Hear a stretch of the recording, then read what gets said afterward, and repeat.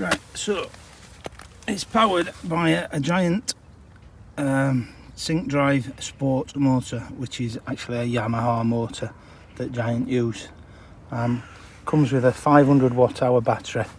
I have had 100 miles out of that battery with it on all the time. I'd normally run it on what's called eco mode, which is the minimum assist the bike can give, a 50% assist. Doesn't make a tremendous difference to your ride at that. It adds just over 1 mile an hour for me on a longer ride, and I do that because I still like to get a workout from the ride, but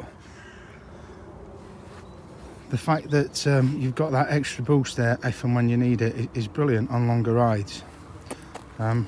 First, if I'm in a rush on another day, if I'm just nipping out to the shops or something like that, then I can up the power, and it's just amazing. It's brilliant all-round bike. You've got air suspension on the front, air shocks, they lock out as well. It's great off-road. I'm not a mountain biker as such, but I have been on some pretty rough old single track and that sort of thing, and the bike handles it all brilliantly.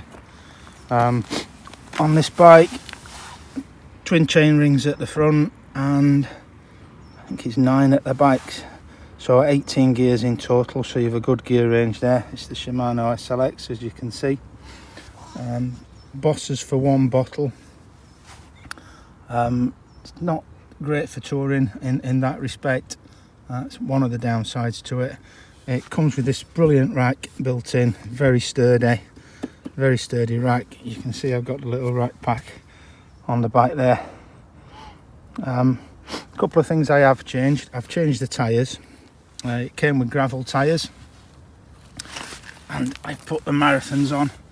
I don't know, I've run marathons on one of my other bikes, a Ridgeback Expedition, for years, and the main benefit with marathons is they seldom puncture. I got quite a few punctures on the tyres that this came with, and decided to change to these, simply because you don't get the problems. Now we come up to the cockpit. You've got hydraulic brakes, they're great. The Giant ergonomic grips there, again, very good. Now, that really just a quick summary of the bike, and I think it's a brilliant bike. I love riding this bike. Certainly get a workout of it on it if that's what I'm in the mood for. I've toured on it. It's just a great bike. Now that is where this review would have ended. As I said, it's a great bike. I fully recommend it, and I recommend e-bikes in general. Lots of things are said about e-bikes, people saying they don't get a workout, that sort of thing. It's not true. The problem we've now got is this. You see the display there? When I press the button, it's going straight off. The last ride I was out on, it was raining. It got me back fine, but when I've come back to it, I've got this problem. Looking on the forums and such, it's likely to be water ingress somewhere. Lots of e-bikes have this problem regardless of the make and model, or so it appears. So what I'm going to do when I get it back today, I'm riding today by the way, but riding without power. It does ride pretty well without power. It feels like a loaded touring bike when you're riding without the power. It is the best I can describe. It's fully rideable, but you certainly feel it on the hills. But anyway, yeah, what I'm going to do when I get back is take the motor covers off down here, plastic covers that protect the motor, and get an air dryer and such on that and try and dry it out and see if that cures it. So that's my next step, and I'll show you that when I get it back. Right, so the problem that I now have is this.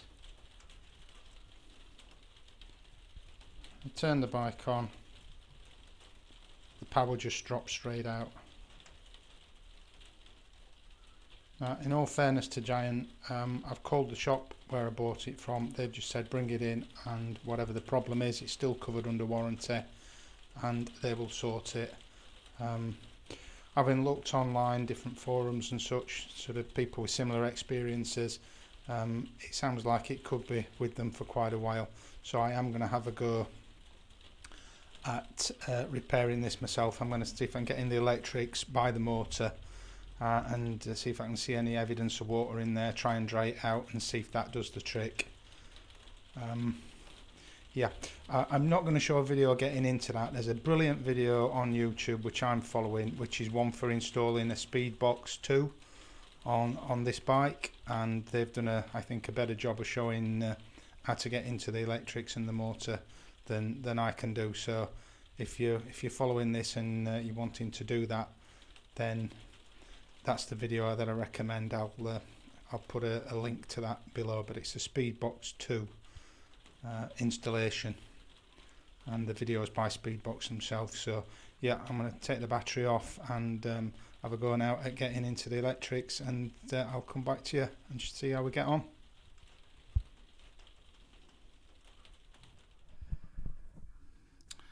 Right, well here we go. We've fallen at the first hurdle. The first job getting into this is to remove the bolts from the front chainring guard here, because there's some screws you need to get that behind, which you can't do without releasing this. This one is just spinning. It's not going anywhere. Spins quite freely, but it just spins. I've got the other three off, and you can see there are hollow bolts. So there's no way I know of getting into that. So unfortunately that means I'm not going to be able to have a go myself. I'm going to have to put these bolts back in and get it into the bike shop for repair. So yeah, that's not great news, and there's a bit of a quality issue there, because obviously that's not being installed properly. That shouldn't be spinning like that. So very disappointing. I'll get that in the bike shop, and I will do an update on this video and let you know how I get on for anyone out there that's interested.